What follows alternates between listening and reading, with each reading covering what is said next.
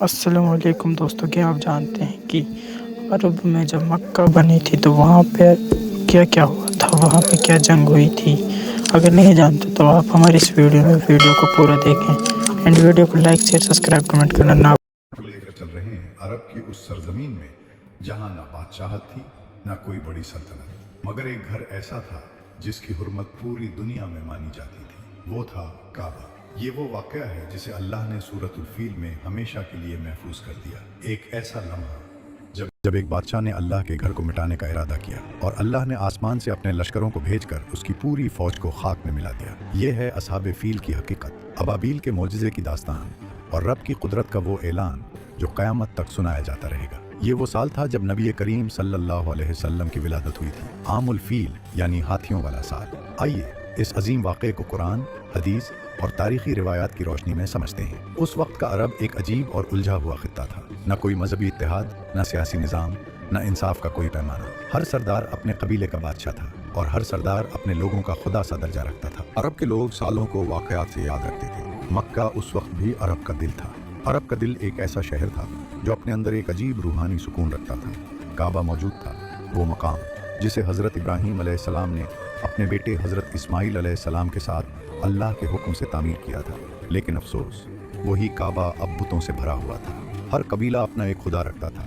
کعبہ کا ایک اور مشہور پہلو اس کا بازار تھا۔ یہاں عرب کے تمام قبائل کے لوگ جمع ہوتے، کوئی اپنا اونٹ بیچتا، کوئی زیور، کوئی تلوار اور کوئی لباس۔ مکہ صرف عبادت گاہ نہیں رہا تھا بلکہ ایک سیاسی اور تجارتی مرکز بن چکا تھا۔ ہر سال لوگ حج کرتے، لیکن توحید کے لیے نہیں بلکہ اپنی رسموں کے لیے۔ مکہ کی وادی میں ایک شخص تھا جس کا وقار اور عزت ہر زبان پر تھی۔ وہ تھے حضرت عبد المطلب بن ہاشم، نبی پاک صلی اللہ علیہ وسلم کے دادا۔ عرب کے جنوب میں ایک سرزمین تھی جسے لوگ یمن کہتے تھے۔ یہ جگہ اپنی حسن، زرخیزی اور علمی وراثت کے لیے مشہور تھی۔ لیکن وقت گزرا اور یمن کی قومیں بکھرنے لگیں۔ اسی کمزوری کا فائدہ اٹھایا افریقہ کے اس پار بیٹھے حبشہ یعنی ایتھوپیا کے بادشاہ نے، جو عرب کی سرزمین پر نظریں گاڑے بیٹھا تھا۔ کچھ ہی مہینوں میں حبشہ کی فوج نے یمن کو اپنے قبضے میں لے لیا۔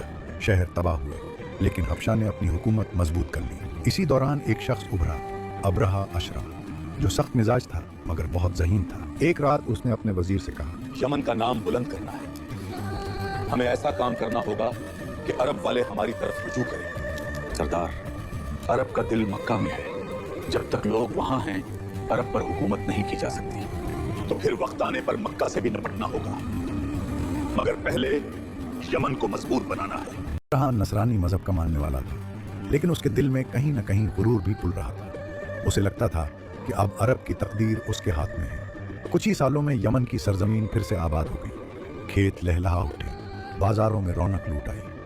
ایک رات اپنے محل کی چھت پر کھڑا ہو کر اس نے آسمان کی طرف دیکھا اور کہا، میں نے یمن کو پھر سے زندہ کیا ہے، میں نے لوگوں کو آمن دیا ہے، یہ زمین اب میری طاقت کی گواہی دے گی۔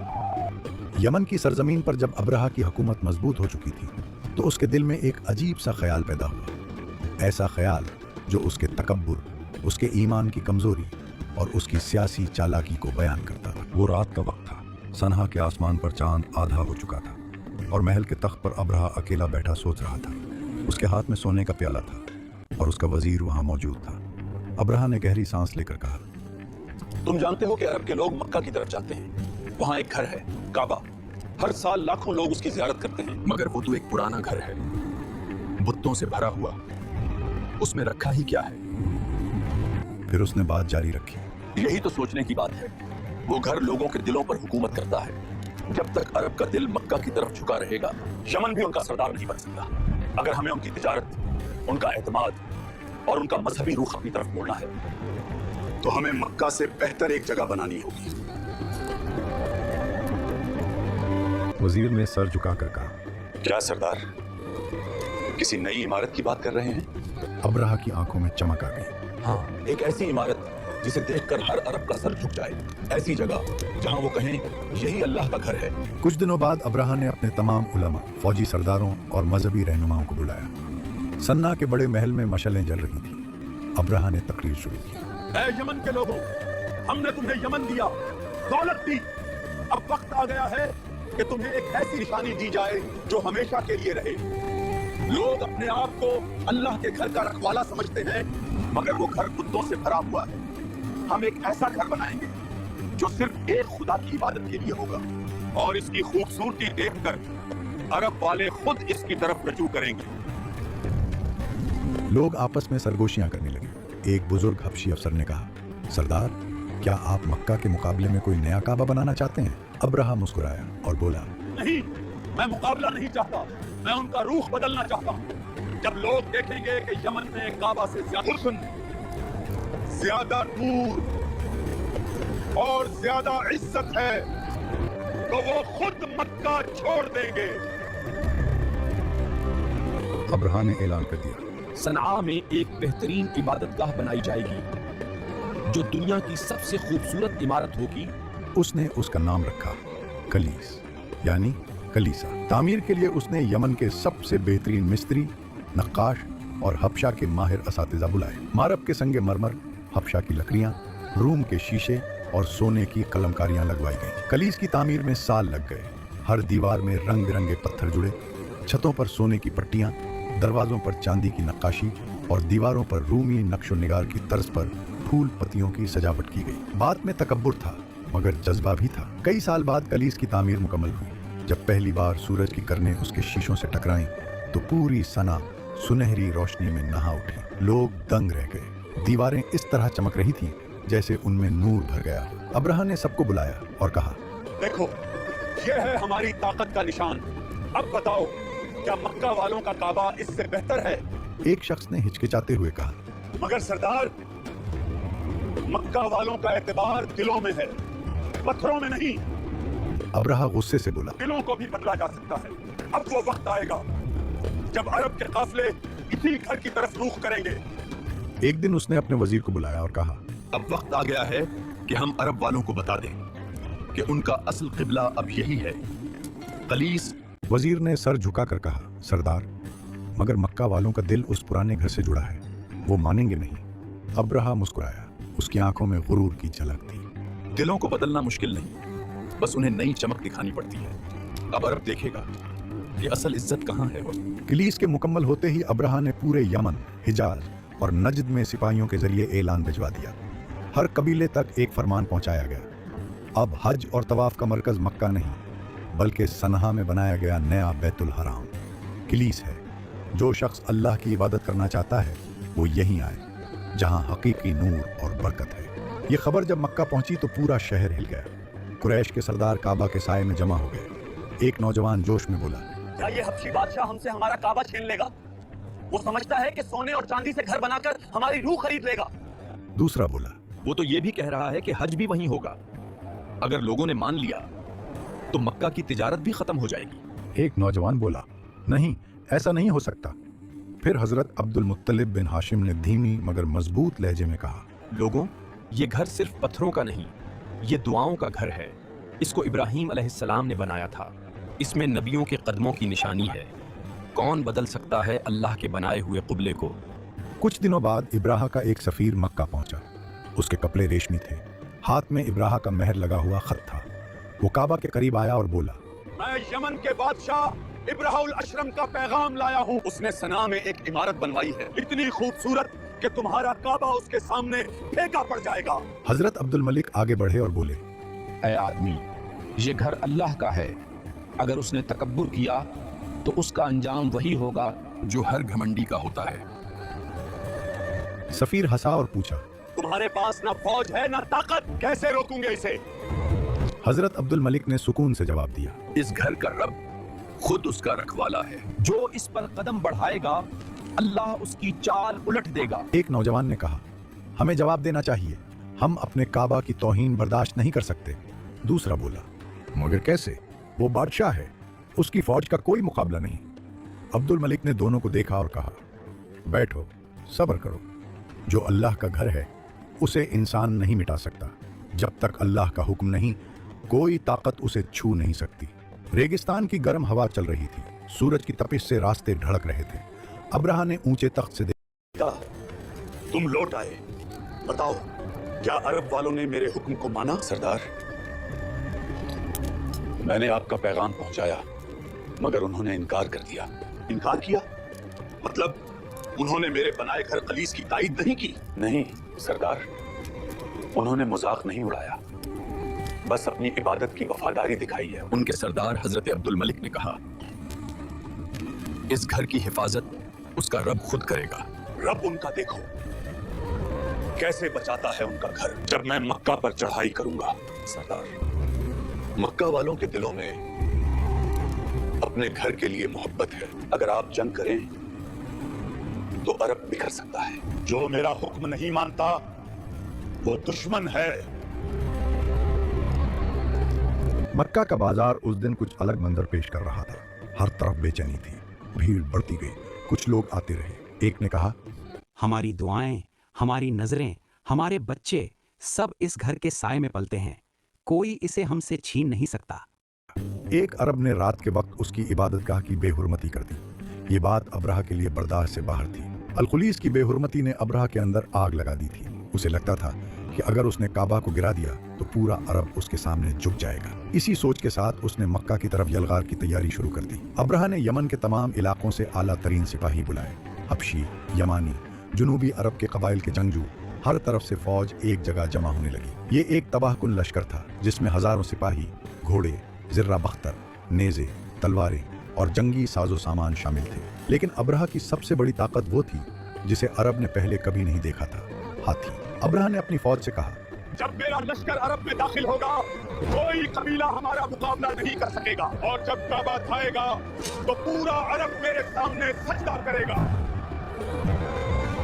फिर उसने अपने हाथी महमूद के पास जाकर हाथ फेरते हुए कहा, ये हाथी मक्का की दीवारों को गिरा कर रख देगा। लश्कर की रवानगी के दिन सनहा में शोर था, धूल उड़ रही थी और जंगी नारे लग रहे थे और हजारों सिपाही सीधी सफों में खड़े थे और आगे आगे वो बड़े हाथी थे जिनकी मौजूदगी से जमीन हिल रही थी। अब्राहा अपने सोने के तख्त पर खड़ा होकर फौज के सामने नारा लगाता है, हम काबा को मिटा डालेंगे।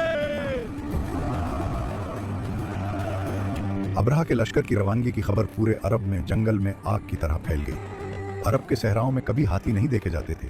ये जानवर सिर्फ हबशा, अफ्रीका और हिंदुस्तान की सल्तनतों में होते थे। जब अब्राहा का लश्कर यमन से शुमाली जाने बढ़ा तो रास्ते के कबाइल हैरत में आ गए। जमीन हिलती महसूस होती और दूर से धूल का बादल उठता था। अब्राहा के लश्कर में सबसे बड़ा हाथी वो था जिसे महमूद कहा जाता था। वो बाकी हाथियों से भी बुलंद था। फौज के आगे आगे लोहे की जंजीरों और मजबूत रस्सों से बंधा गया था। ये थे अब्राहा के जंगी हाथी। सर पर सोने चांदी के जंगी गिलाफ और पीठ पर बहुत बड़ा जंगी होदज जिसमें तीरंदाज और नेजा बरदार बैठे थे। हर हाथी कदम उठाता तो उसकी टांग के साथ लगी जर्रा बख्तर टकराती और एक धाती गूंज पूरे मैदान में फैल जाती। लश्कर के सिपाही फख्र से कहते थे, जब महमूद मक्का की दीवार से टकराएगा तो काबा मिट्टी की तरह बिखर जाएगा।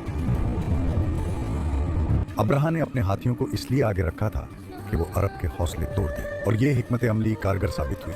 रास्ते के कई कबाइल लश्कर को देखते ही भाग गए। उन्होंने अपने खानदान वालों को पहाड़ों में छुपा दिया। अब्राहा की फौज सबसे पहले कबीला खुसअम की सरजमीन में पहुंची। उस कबीले ने मुकाबला करने की कोशिश की लेकिन अब्राहा ने हुक्म दिया, जो मुकाबला करे खत्म कर दो। कबीला खुसअम का मुकाबला चंद घंटों में खत्म हो गया। लोग मारे गए, गिरफ्तार हुए और मवेशी लूट लिए गए। अब्राहा का लश्कर जब आगे बढ़ा तो नखा और हवाजन ने दूर से लश्कर को देखा और समझ गए कि ये लड़ाई उनकी ताकत में नहीं। उन कबाइल ने अपने घर छोड़ दिए और अपने खानदानों को पहाड़ों और घाटियों में छुपा लिया। जब लश्कर ताइफ के करीब पहुंचा तो ताइफ के सरदार अब्राहा से खौफजदा थे। उन्होंने अब्राहा से कहा कि वो मक्का वालों से नहीं बल्कि उनसे वफादार हैं और उनकी इबादतगाह लात का बुत महफूज रहे। उन्होंने अब्राहा को रास्ता और मदद दी। अब्राहा का लश्कर लंबा सफर तय करता हुआ आखिरकार मक्का के करीब वादी मुगम्मिस में पहुंचा। ये वो मकाम था जो मक्का से कुछ दूर था जहां बाहर से आने वाले काफिले अक्सर कयाम करते थे। अब्राहा ने हुक्म दिया, लश्कर यहाँ खैमे गाड़े। सिपाहियों ने ऊंची ऊंची नीली चादरें नस्ब की। हाथियों को मजबूत रस्सों से बांधा गया और हमले की तैयारी शुरू हो गई। अब्राहा ने ऐलान किया, कल सुबह हम मक्का की तरफ पेशकदमी करेंगे। सबसे पहले उनके माल को जब्त करेंगे ताकि उन्हें हमारी ताकत का अंदाजा हो जाए। उसने हुक्म दिया, करीब के तमाम जानवर, ऊंट, बकरियां, घोड़े लश्कर के कब्जे में लिए जाएं। इसी दौरान उसके सिपाहियों ने कुरैश के 200 ऊंट भी पकड़ लिए जिनमें हजरत अब्दुल मुतलिब नबी करीम के दादा के ऊंट भी शामिल थे। जब ये खबरें मक्का तक पहुंची तो मक्का की फजा बदल गई। ताजिरों के काफिले रुक गए, बाजार खामोश हो गए, खौफ और गुस्से की एक लहर दौड़ गई, लेकिन वो जानते थे कि बराह रास्त लड़ाई पूरे शहर के लिए तबाही का बाइस बनेगी। रात के वक्त मक्का के दिल में खौफ के साए थे। अब्रहा अपने महल जैसे खेमे में आराम कर रहा था और उसके ख्याल में उसकी जीत यकीनी थी। ये वो लम्हा था जिसमें गुरूर अपने उरूज पर था और अल्लाह का फैसला चंद कदम के फासले पर। इसी दौरान हजरत अब्दुल मुत्तलिब यानी नबी करीम सल्लल्लाहु अलैहि वसल्लम के दादा अपने वक़ार, हुस्न तदबीर और ईमान के साथ अब्रहा के खेमे की तरफ रवाना हुए। ये वो लम्हा था जब तारीख में एक अहम मोड़ आया। अब्रहा ने अब्दुल मुत्तलिब को देखा और हैरत से बोला, यहाँ किस लिए आए हो?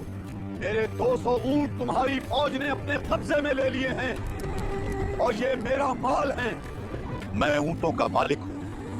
मैं समझा था कि तुम अपने मुकद्दस घर के बारे में बात करोगे, मगर तुम अपने ऊंट मांगने आए हो। हजरत अब्दुल मुत्तलिब ने वक़ार से जवाब दिया, काबा का मालिक अल्लाह, वो खुद इसकी हिफाजत करेगा। अब्रहा इस बात से मुतमईन न हुआ, मगर ये अल्फाज तारीख की एक अटल हकीकत की बुनियाद बन गए कि काबा की हिफाजत इंसानी ताकत से नहीं बल्कि रब्बे कायनात की मर्जी से होती है। ये मुलाकात सिर्फ मक्का के लिए नहीं बल्कि आने वाली सदियों के लिए एक अजीम सबक थी। गुरूर, ताकत और धौंस इंसान के लिए महदूद है और अल्लाह की हिफाजत के आगे हर शय बेबस है। हजरत अब्दुल मुत्तलिब के ये अल्फाज लश्कर के सामने इंसान की आजिज़ी और अल्लाह की कुदरत का खुला ऐलान बन गए और इसी यकीन ने कुरैश को यह हौसला दिया कि वो पहाड़ों की तरफ निकल जाएं और अपने खानदानों को महफूज कर लें। अब्रहा का लश्कर मक्का के करीब पहुंच चुका था और शहर के अंदर खौफ की फजा छा चुकी थी। मर्द, औरतें और बच्चे अपने घर छोड़कर पहाड़ों की तरफ भाग रहे थे। कोई अपने अहले खाना को उठाकर छोटी छोटी वादियों में छुपा रहा था। मक्का की गली कूचों में खामोशी तारी हो गई। सिर्फ गर्म हवा की सरसराहट और कहीं दूर ऊंटों के कदमों की आहट सुनाई देती थी। हजरत अब्दुल मुत्तलिब पहाड़ों के दरमियान खड़े अपनी दुआओं में मशगूल थे। उन्होंने आसमान की तरफ हाथ उठाकर कहा, ऐ अल्लाह, ये तेरा घर है। हम कमजोर हैं और हमारी ताकत महदूद है। तू ही मक्का की हिफाजत फरमा है। सुबह का वक्त हुआ। अब्रहा का लश्कर पूरी कुव्वत के साथ मक्का की सिमत सफ आ रहा था। सबसे आगे हाथी महमूद खड़ा था। उसके कदम जमीन को दबाते और फौज के हौसले बुलंद करते थे। अब्रहा ने हुक्म दिया, आगे बढ़ो, काबा को मिटा दो। मगर हैरत का आलम यह था कि हाथी महमूद ने एक कदम भी आगे न बढ़ाया।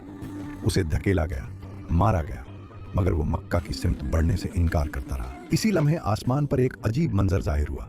लोगों ने समझा शायद बादल हैं, मगर ये कोई आम बादल न थे। कुरान कहता है, परिंदों के झंड, छोटे छोटे परिंदे मगर फौज की तरह मुनज़्ज़म आसमान को ढांपते हुए जमीन की तरफ उतरे।